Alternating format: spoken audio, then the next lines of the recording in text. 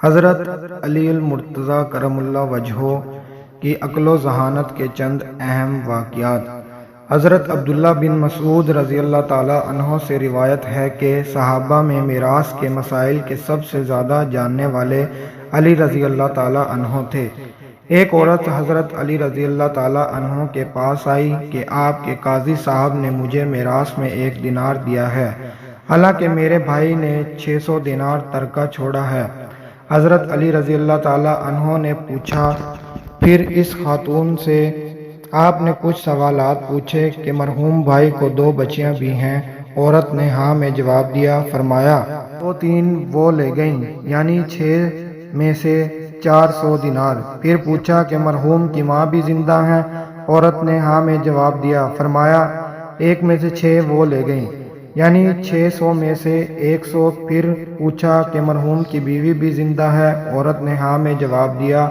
فرمایا 1 میں سے 8 وہ لے گئیں، یعنی 600 میں سے 75 دینار۔ پھر پوچھا کہ بی بی کیا تمہارے 12 بھائی بھی ہیں؟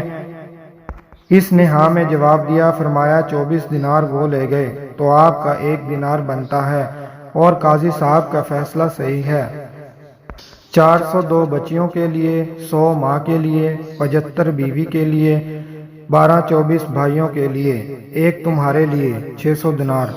حضرت علی رضی اللہ تعالیٰ عنہ کے پاس ایک آدمی آیا اور آپ سے کہا کہ سنا ہے آپ ریاضی میں ماہر ہیں، ایسا عدد بتلاؤ جو 2 سے لے کر 10 تک برابر تقسیم ہو سکے، یعنی کوئی کسر نہ آنے پائے، مکمل وہ تقسیم ہو سکے۔ تو آپ نے فرمایا سادہ جواب دوں یا علمی جواب؟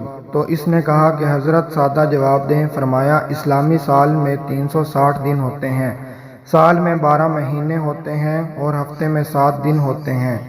ان تینوں کو ضرب دو، اس کا جو مجموعہ آئے وہ 2 سے لے کر 10 تک برابر تقسیم ہوگا، 30,240۔ یہ مجموعہ عدد 10 تک ہر انصے سے مکمل تقسیم ہوگا۔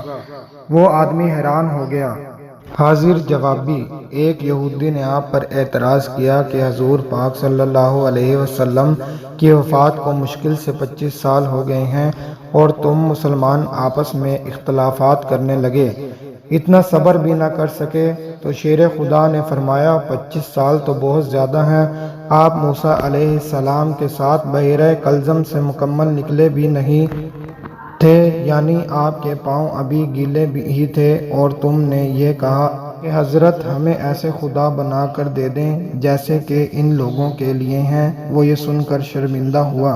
حضرت علی المرتضیٰ رضی اللہ تعالیٰ عنہ کے حکمرانہ اقوال: جب دنیا پر مہربان ہو جاتی ہے تو دوسرے شخص کی اچھائیاں بھی اس کو دے دیتی ہے، اور جب اس سے منہ موڑ لیتی ہے تو اس کی خوبیاں بھی کھینچ لیتی ہے۔ جب تک تیرا بخت تیرے ساتھ ہے، تیرا عیب بھی چھپا ہوا ہے۔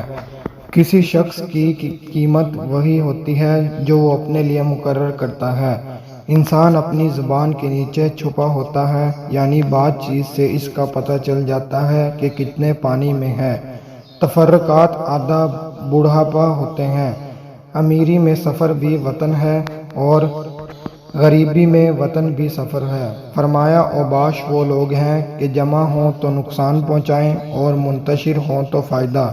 کسی نے کہا کہ جناب انتشار سے کیسے فائدہ؟ فرمایا مزدور اپنا کام شروع کر دے گا، معمار اپنا، نابنائی اپنا، دکاندار اور استاد اپنا اپنا۔ آپ کے علمی جوابات: ایک یہودی نے آپ پر اعتراض کیا کہ آپ کہتے ہیں کہ قرآن مجید میں سب کچھ ہے، تو یہ قرآن کے حوالے سے بتلائیں کہ میری داڑھی جو چند بالوں سے عبارت ہے اور آپ کی داڑھی گھنی ہے، ایسا کیوں؟ قرآن سے حوالہ دو۔ آپ رضی اللہ تعالیٰ عنہ نے یہ آیت پڑھی: اور جو شہر پاکیزہ ہے اس کا سبزہ نکلتا ہے اس کے رب کے حکم سے، اور جو شہر خراب ہے اس میں نہیں نکلتا مگر ناقص۔ آپ سے سوال ہوا کہ وہ کون سے 2 دوست ہیں جو کبھی دشمن نہیں ہو سکتے؟ فرمایا جسم اور روح۔ پھر سوال ہوا وہ 2 دشمن کون سے ہیں جو کبھی دوست نہیں بن سکتے؟ فرمایا موت اور حیات۔ ایک مجرم کو آپ سزا دے رہے تھے، لوگ اس کو شرم دلا رہے تھے تو آپ نے فرمایا میں تم سب کو خدا کی قسم دلاتا ہوں کہ اس میدان میں وہ رہیں جس نے کبھی گناہ کا ارتکاب نہ کیا ہو۔ سارے لوگ وہاں سے نکل گئے۔ فتح خیبر اور قلعہ قموس یہ مشہور قلعہ تھا۔ اس کا سردار مرحب نامی پہلوان تھا۔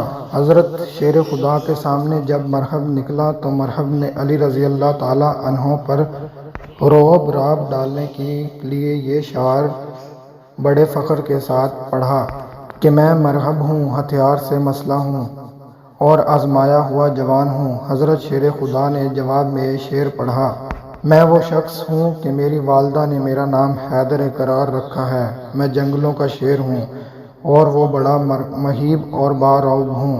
تو کہتا ہے کہ میں مرحب ہوں، میں تجھے اپنی تلوار ذوالفقار سے ایسا ناپ لوں گا جس طرح گندم کو ناپا جاتا ہے، یعنی جب تجھے تلوار لگاؤں گا تو پتہ چلے گا کہ آپ میں کتنی قوت ہے۔ اور پھر تھوڑی دیر بعد علی رضی اللہ تعالیٰ عنہ نے اسے تلوار سے ڈھیر کر دیا۔